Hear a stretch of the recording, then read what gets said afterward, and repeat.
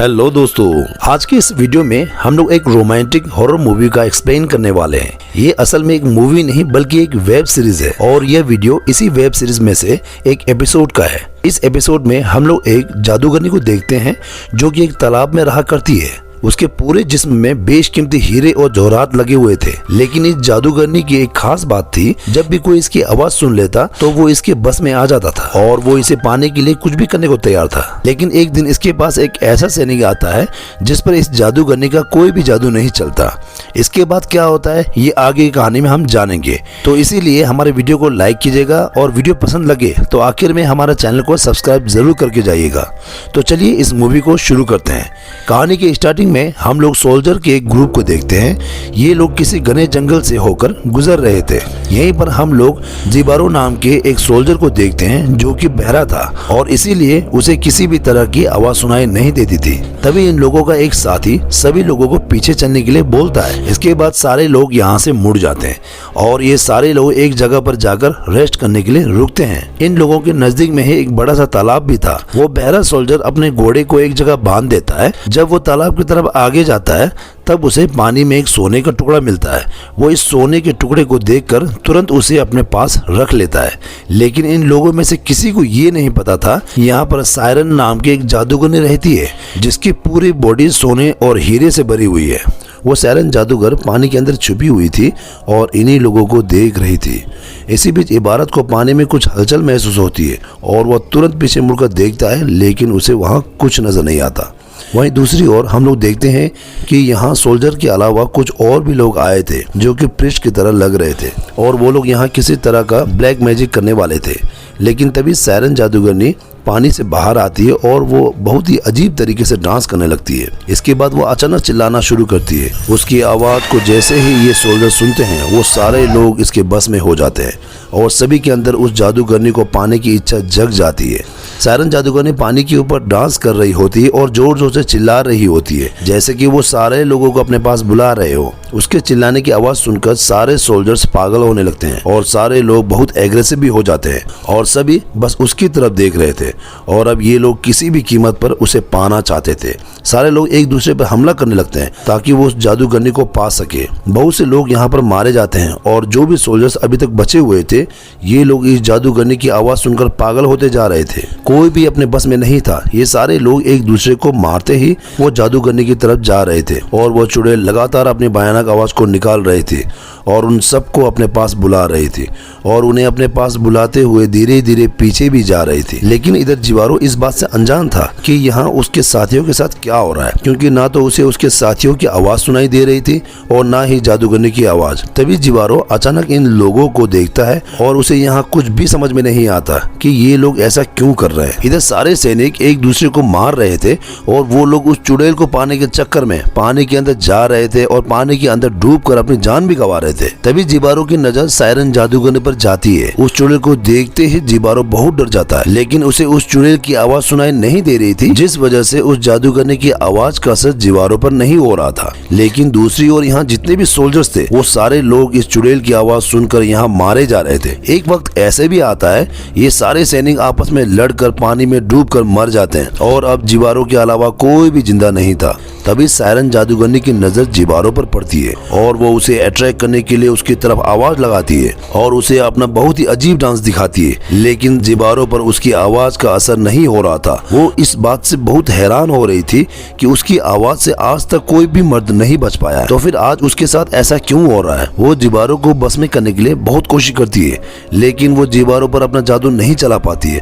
अब वो जादूगरनी बहुत डर जाती है। वो सोचती है शायद उसका जादू खत्म हो रहा है, इसीलिए उसका असर इस सैनिक पर नहीं हो रहा है। इसके बाद वो पानी में वापस चले जाती है। इधर जिबारो बहुत डर चुका था क्योंकि अचानक पल भर में ही उसकी पूरी सेना खत्म हो चुकी थी और अभी तक उसे कोई भी बात समझ में नहीं आई थी कि यहाँ एक्चुअली हुआ क्या था। तभी वो चुड़ैल पानी से दोबारा बाहर आती है और वो जिबारो को देखने लगती है कि आखिर इस आदमी में ऐसा क्या है और मैं उसे अट्रैक्ट क्यों नहीं कर पाई। अब सायरन जादूगर जिबारो की तरफ अट्रैक्ट होने लगती है और अब वो उसे पाना चाहती थी, लेकिन इधर जिबारो बहुत डर गया था और वो यहाँ से जितनी जल्दी हो सके भागना चाहता था और वो अपने घोड़े को बहुत ही तेज दौड़ाने लगता है। लेकिन भागते हुए वो एक बड़े से पेड़ से टकरा जाता है और नीचे गिर जाता है। कुछ ही देर देर बाद उसे होश आता है और वो अपने आप को संभालता है, लेकिन भागते हुए वो बहुत ज्यादा थक चुका था। इसके बाद वो नदी के किनारे एक जगह ढूंढता है ताकि वो रात में यहाँ आराम कर सके। धीरे धीरे यहाँ रात हो जाती है और जिबारो यहीं पर सो जाता है। तभी सायरन जादूगरनी फिर से दोबारा पानी से बाहर आती है और वो डांस करते हुए उसके पास आती है। सायरन जादूगरनी जिबारो को बहुत पास से देखना चाहती थी और उसके मन में जिबारो को पाने की तीव्र इच्छा जाग चुकी थी। इसके बाद वो जिबारो के साथ वहीं पर सो जाती है, लेकिन यहाँ गहरे नींद में होने के कारण से जिबारो को कुछ भी पता नहीं लगता।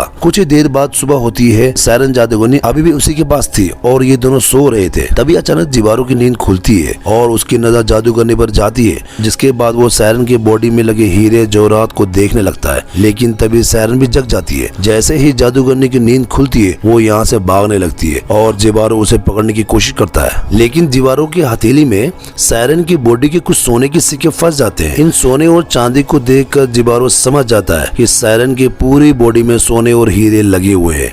ये देखकर जिबारो बहुत हैरान होता है और अब उसके मन में भी जादूगरनी को पाने की इच्छा जग जाती है और अब जिबारो सायरन का पीछा करने लगता है, जो कि पानी के ऊपर भागते हुए एक झरने के ऊपर आ जाती है। उसे देखकर जिबारो भी किनारे पर आ जाता है और अब दोनों एक दूसरे की तरफ देख रहे थे। इसके बाद जिबारो अपनी तलवार निकालकर यहीं पर रख देता है और उसे बहुत ही प्यार से देखने लगता है। जादूगरनी भी जिबारो की तरफ देख रही होती है। जिबारो अब सायरन की तरफ जाने लगता है। ये देखकर जादूगरनी को ऐसा लगता है कि जिबारो उससे प्यार करने लगा है और वो खुशी से डांस करती है। इसके बाद वो तुरंत जिबारो के पास आती है। जिबारो भी यहाँ ऐसा दिखाता है कि उसे सायरन से प्यार है, लेकिन जिबारो को सायरन से कोई मतलब नहीं था। वो तो बस उसके बॉडी में लगे सोने और हीरे को लेना चाहता था। इसके बाद ये दोनों एक दूसरे के बहुत करीब आ जाता है और एक दूसरे को किस करने की कोशिश करते हैं, लेकिन सायरन की होंठों पर भी हीरे लगे हुए थे जो कि काफी नुकीले थे, जिसकी वजह से जिबारो जब उसे किस करता है तब उसके होंठों से खून आने लगता है। लेकिन सायरन अपने आप को नहीं रोक पा रही थी और ये दोनों ऐसे ही रोमांस करने लगते हैं। अब जिबारो की होंठ बुरी तरीके से जख्मी हो चुका था और उसके पूरे मुंह से खून आ रहा था। इसके बाद वह सायरन को किनारे पर लाता है और उसे अचानक मारकर बेहोश कर देता है। इसके बाद जिबारो उसके बॉडी से एक एक सोने और हीरे को नोचता है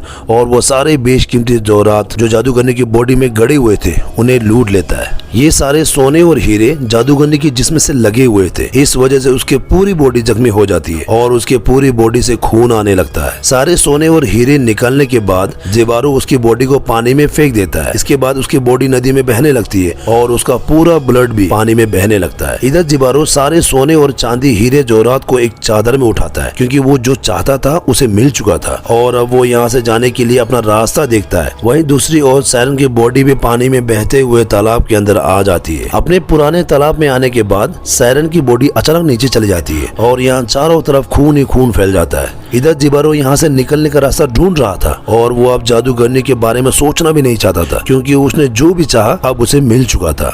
लेकिन ये सारा खजाना बहुत ही भारी था, जिसे ले जाने में उसे बहुत परेशानी हो रही थी और वो बहुत थक भी चुका था और उसे बहुत जोरों से प्यास भी लगी थी। तभी उसे सामने एक नदी दिखाई देती है। इसके बाद वो पानी पीने के लिए किनारे पर जाता है। वो जैसे ही पानी पीने के लिए यहाँ आता है, सायरन का ब्लड वहाँ आ जाता है और फिर भी वो उसे पी लेता है, क्योंकि उसे बहुत प्यास लगा था। तभी अचानक उसका ध्यान उस खून पर जाता है। उसकी हालत अचानक से बहुत खराब हो जाती है और उसके दिमाग में अजीब सा होने लगता है। उसे अब सारी चीजें सुनाई देने लगती है। ये सब सायरन के खून की वजह से हुआ था। आवाजों को सुनकर जिबारो बहुत परेशान हो जाता है और वो पागलों की तरह हरकत करने लगता है, क्योंकि आज तक उसने एक भी साउंड नहीं सुना था और अचानक उसके कानों में इतनी सारे आवाज एक साथ आ रही थी। कुछ देर बाद वो यहाँ बैठकर शांत हो जाता है। जब वो यहाँ से जाने वाला होता है तभी वो चुड़ैल पानी से दोबारा बाहर आती है। जब वो अपनी बॉडी को ऐसे हालत में देखती है, इस बात से वो बहुत दुखी होती है कि जिबारो को उससे प्यार नहीं था, बल्कि उसके सोने और चांदी से प्यार था और वो बस उसके जिस्म के हीरे और जवाहरात को लेना चाहता था। तभी उस जादूगरनी की नजर जिबारो पर पड़ती है और अब वो जिबारो की तरफ आवाज लगाना शुरू कर देती है।